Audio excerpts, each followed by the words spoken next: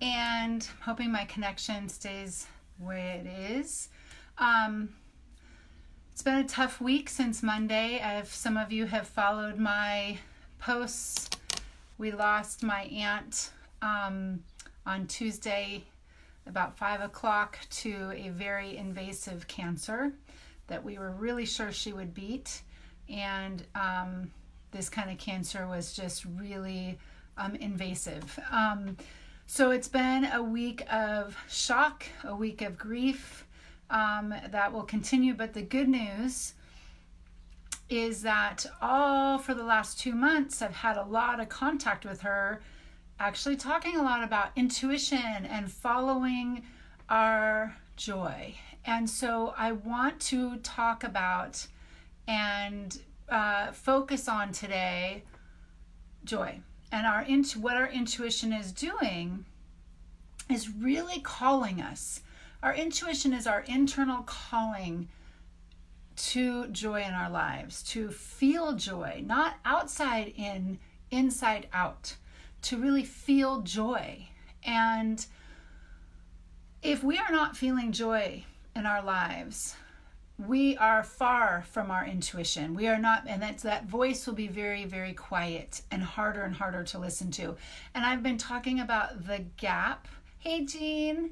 I've been talking about that gap of who we really are, what I believe who we really are is a bright light spirit that is joyful.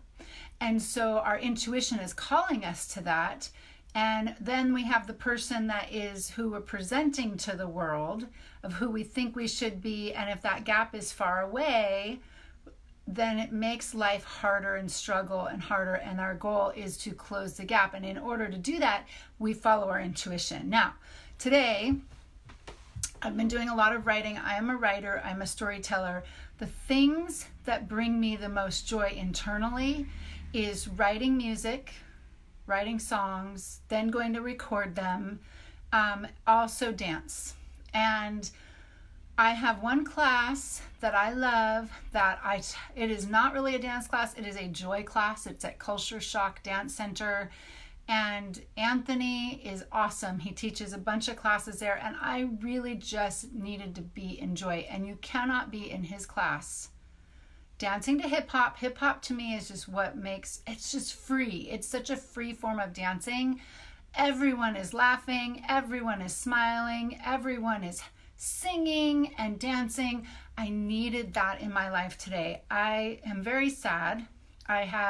Will be sad for a long time. My aunt was very close to me. In fact, we shared a room when I was a kid. She was 13 years old when I was born. My mom was very young when she had me. My dad went to Vietnam when I was 8 months old, and we moved in with my grandparents, and I lived in my aunt's room. And over the years, when she would come, she lived with us off and on. She came and visited. She'd stay in my bed. And of course, as we became adults and had our own kids and, kept going forward, our lives were not always so close. But I spent summers in Connecticut with her and her family. She was the first person to see my son born. So it's deeply sad. But I know having joy in our life at the same time is so important. So I really just want to talk about that. I encourage you to do, and I'm going to do it, is throughout your day, find something, and maybe you have joy going on all the time. I hope you do. I really try to practice this a lot. So if I am in a place that I am feeling like this is, I remove myself and I go look for what brings me joy. I can get out into nature. I can get quiet and meditate. I can write. I love music, dance. And I want to say that this really caught my attention, and it's more around dance. Dance might not be what brings everybody joy. I do want to acknowledge that. My husband, surfing brings him joy. Nature brings him joy. Connecting with people seems to bring him joy. But if I were to introduce that we have to dance, and maybe dance, and he does dance. We dance together and he has fun. You cannot help but start to feel better when you dance. But to get in a class and dance like I did today, to him, that is terrifying. So that is not for everyone. And I'm not talking about exercising. I am talking about finding something that really brings you joy. Dance happens to be that for me. But I saw this article and I thought this was really interesting. And it's talking about grief and joy. And Rwanda in 1994 had a terrible genocide.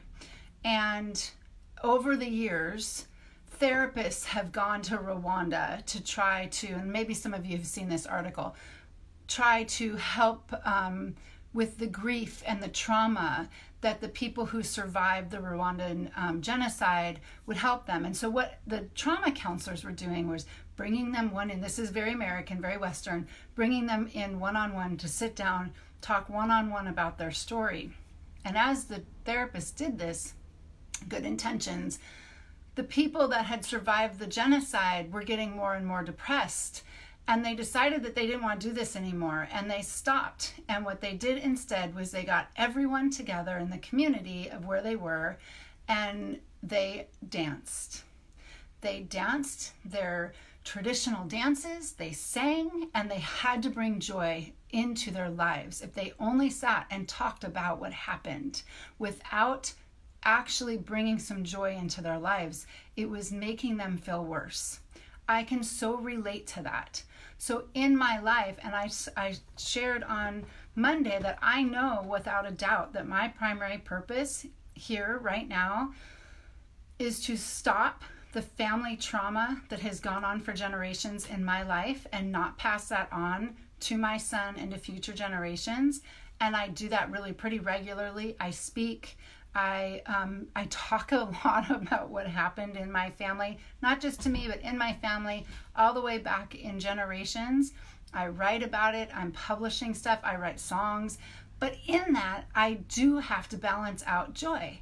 So I do a lot in nature. I dance. I go play in the ocean.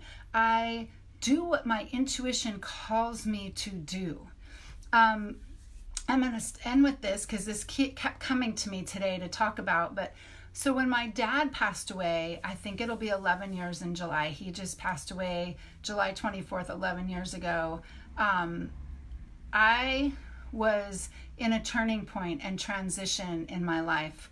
I had quit teaching once and then went back because I was afraid that I wouldn't be able to make it any other way. And this is an old belief, old fear that was given to me. And I was not taught how to follow joy or look for joy. Most families that have tremendous amount of trauma, like mine did, are very stuck in a fear-based living. And so I had to learn a lot about this with joy. So I had been laid off and my son was 2. And this was the third time I was laid off, and my dad passed away. And it was really magical because my brother at the time was serving in Iraq. He was literally in the middle of the desert of Iraq and building a base. And he got to leave and come home and be at home with us when we had my dad's memorial. But right after that, I got a very, very clear feeling that I was not to teach, that was not going to bring me joy, and that I needed to stop trying to do so much, like stop the doing, and just be as much as I could with myself, happy. And I got this clear message: go to yoga every day and work on your music. Music was a very big connection between my dad and I, so I did. I got a call, come back to work, and I said, no, I'm not going. And it was really intense because, as I told you, like, I had this belief system of fear going on that I had been raised in. By me saying no to this job that was going to be like what we would consider like a secure job, I know my paycheck and I'm going to have retirement and all that stuff, was a huge leap. And I remember I had gone to yoga, and I did go to yoga every day and work on songs. I wrote some of what I feel like are my best songs right after my dad passed away, that some I have recorded, some I have not yet. And I went to yoga every single day. And in yoga, I really felt my own heart open up. I don't know how to explain that. And my intuition to come in very strongly of what my next steps were to do. And it was soon after that that I needed to take some action for my husband and I to live on our own in a different situation than we were living. My intuition book club started pretty quick after that. And my life totally shifted. And so I leave you with this, whether you're in grief, whether you're having a wonderful life right now, that to continue to seek joy and find that in your life every single day. And if you're not finding in it, slow down and find the joy in your life, and to listen clearly to your intuition. It will definitely lead you to the place that you are to fill that no one else is here to fill. That's what we're here to do. Have a good weekend. I'll be back on Monday. Again, I'm saving these videos on YouTube, so I'll put the link here. You can go back and watch some of the other ones, but today the focus is joy.